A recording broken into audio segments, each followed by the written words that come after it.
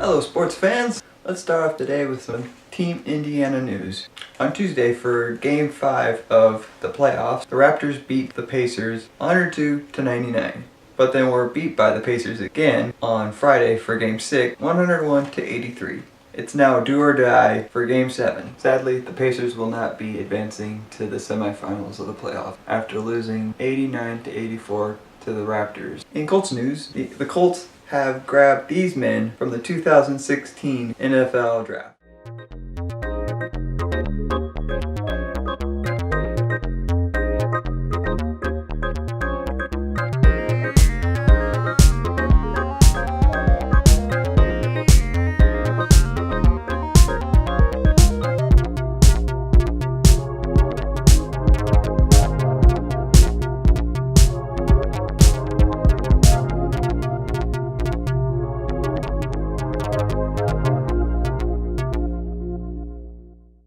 In Team USA news, Team USA has added 12 more people to their army of athletes for the Rio 2016 Olympic Games, both from rowing and wrestling. Here they are.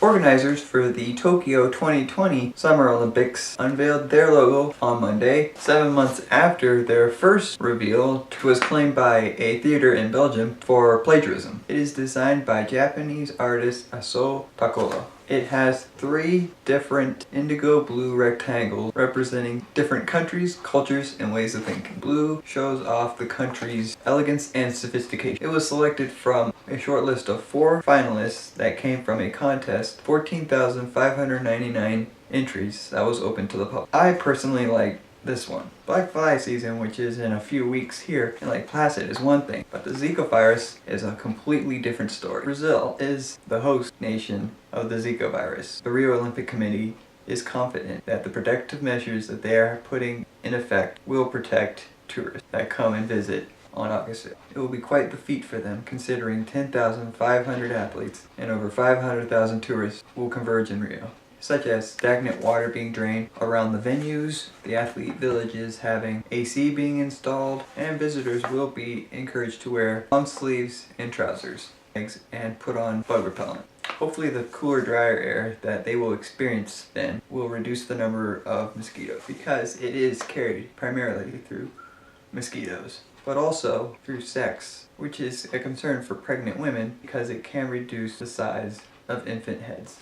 Another athlete who hopes to play for IOC's Team Refugee is Rahale Azumani, who is an Iranian refugee and Taekwondo athlete who hopes to win a gold medal for the country of Belgium and has citizenship there since April 13th. She left Iran 3 years ago and arrived in Belgium with the help of local federations. Because of her refugee exception, flying under the World Taekwondo Federation's flag, she is able to qualify. She won a silver in the 2010 Asian Games. She thought it was over when she missed out on the London Olympic Games, but through the help of her Belgian aunt, she picked up training. Now, since she has a country to call her own, she's able to compete in qualifying matches and most likely play in the Olympics.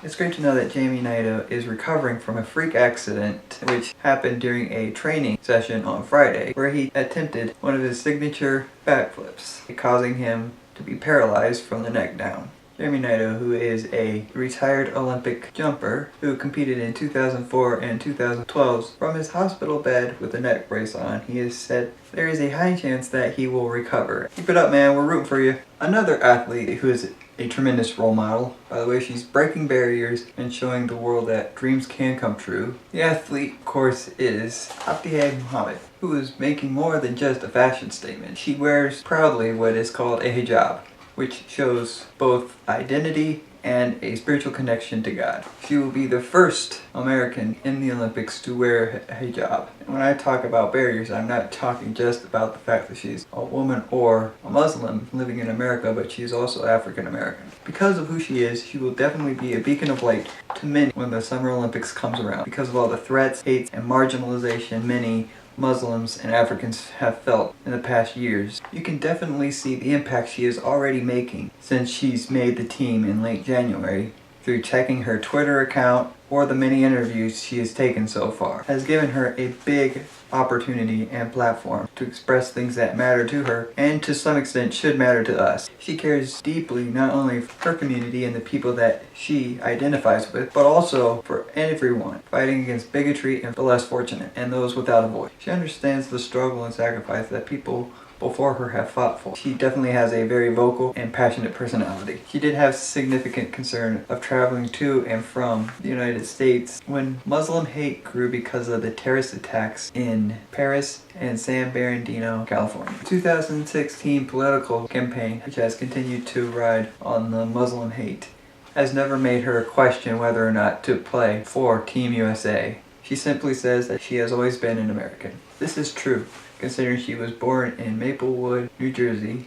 Her competitive nature made her suitable for sports, which she tried many, from volleyball, softball. Because she wore both the hijab and different uniforms, which mainly covered her legs and arms, she never felt she fitted in. That all changed when both mom and daughter came upon fencing by accident.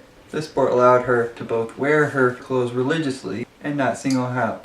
She could not be in a more perfect place in the world because of the fact that New Jersey is a hotspot for fencing, with many medals to attest to that fact. Like many kids starting a new sport, didn't like it at first, but found out this would be a way for her to get a scholarship to a college of her choice. By switching from épée to saber, which mirrored her aggressive personality, and finding out about the Peter Westbrook Foundation, a program made by the 5-time Olympic athlete, which was made to expose kids to the benefits of fencing. Whether she wins a gold or no in the Rio Olympics, just being there guarantees inspirational success. She is a symbol of empowerment to many Muslim women, showing that you can be successful in sports and still hold on to your religious principles, because many of them still find obstacles when it comes to sports, from beliefs in clothing to what is the cultural role for a woman. In the past, 2 notable Muslim champions have competed in the Olympics with revealing clothing and have been met by criticism from their countries, one from Morocco and one from Algeria. The past president of the IOC did put significant pressure on Muslim countries in the past to simply have one woman